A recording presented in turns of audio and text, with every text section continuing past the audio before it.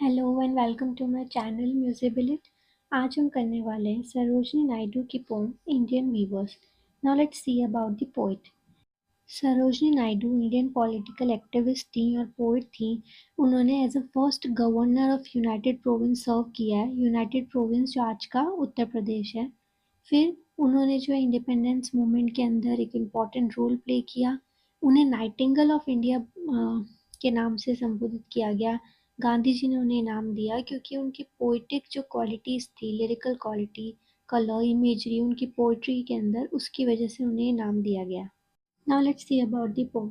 अब इस पोम में हमें मेनली एक्सप्लोर किया गया है साइक्लिकल नेचर, यानी कि कैसे एक समय के बाद दूसरा और दूसरे के बाद तीसरा लाइफ जो चलती रहती है। ये हमें वीविंग की इमेजरी से बताया, यानी कि बुनने के और इन सब चीज़ों से हमें बताया। और ये 3 स्टैन्ज़ास के अंदर है, जिसमें हर स्टैन्ज़ा 4 लाइन्स की है। राइमिंग स्कीम AABB हुई है इसमें। और सेंट्रल थीम मेनली इसमें वही लाइफ की जर्नी को दिखाया गया, बर्थ से लेकर डेथ तक वीवर के वर्क के through. Now let's read the pome.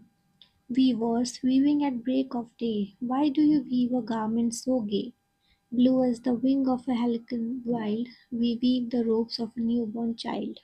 अब यहाँ पोएट पूछ रही हैं कि वीवर्स को कि तुम अभी सुबह हुई है, दिन हुआ है, और अभी से तुम ये कौन सा गारमेंट यानी कौन सा कपड़ा बुन रहे हो, सो गे यानी इतना हैपनिंग और इतना joyful.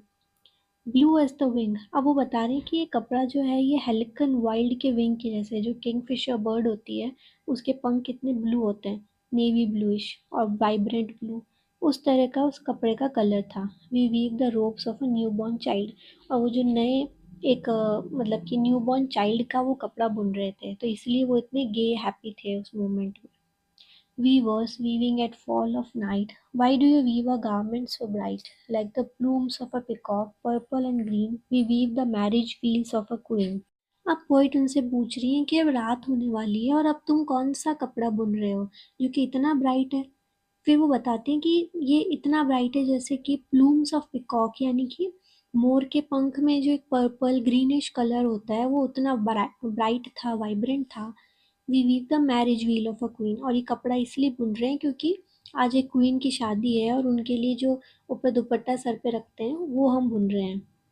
Now viewers weaving solemn and still, what do you weave in the moonlight chill?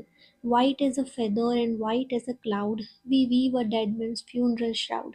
अब वो पूछ रही हैं कि तुम ये इतने solemn still यानी कि इतनी पीसफुल नाइट के अंदर अब क्या कर रहे हो, क्या तुम बुन रहे हो इस मून लाइट चिल के अंदर, यानी बिल्कुल अब अंधेरा हो गया, रात हो गई है और इतनी सर्दी पड़ रही है, यानी वो जो चिलिंग है वो एक तरह से इमोशनलेस होने की फीलिंग को बता रहे हैं। वो कपड़ा कैसा था, वाइट एज अ फेदर, यानी कि फेदर की तरह एकदम सफ़ेद और क्लाउड की तरह सफ़ेद।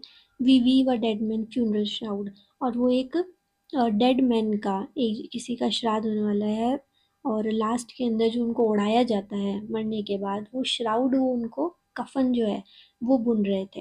तो इसमें हम देखते हैं कि एक साइक्लिक नेचर दिखा है कि फर्स्टली वो जो वीवर्स थे वो एक न्यू बॉर्न चाइल्ड के लिए कपड़ा बुन रहे थे जब उनका इमोशन बहुत जॉयफुल था। बाद में जब वो क्वीन के लिए, एक ब्राइड के लिए कपड़ा बुन रहे थे, तब उनका एक ब्राइटनेस, उनमें एक तरह का मतलब जो जोश होता है ना, एक खुशी होती है, वो दिख रही थी।